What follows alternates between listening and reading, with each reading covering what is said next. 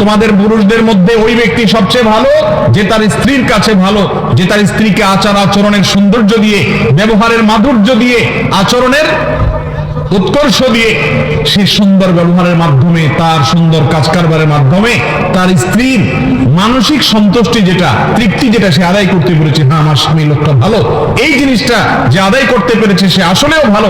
নারীদের জন্য স্বামীর অধিকার, প্রথম অধিকার হলো স্বামীর আনুগত্য করা, স্বামীর নির্দেশ মেনে চলা, তাকে অভিভাবক মনে করা, তাকে শ্রদ্ধা করা, তাচ্ছিল্য না করা, কথায় কথায় চড়াও না হওয়া, ঝগড়াঝাটি করতে না থাকা, এবং তেড়ামি না করা, ঘাট তেড়ামি না করা, আনুগত্য এটা করতে হবে।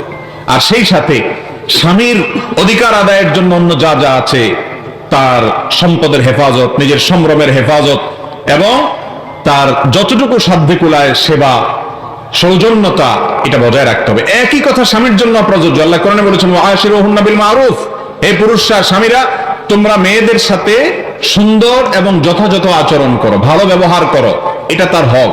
আমরা আবারও বলছি, আল্লাহর হক আমরা অনেকে আদায় করি, নামাজ রোজা আমরা অনেকে করি, কিন্তু স্ত্রীর হকটা আদায় করি না, তার সাথে সুন্দর ব্যবহার করি না, তার প্রতি খেয়াল রাখি না।